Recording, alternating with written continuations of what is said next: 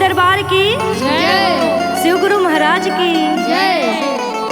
आई जा। एगो सहेली बाड़ी जे अपना सहेली से कहतड़ी कि हमरा लइका नइखे होत। होई होई हाँ।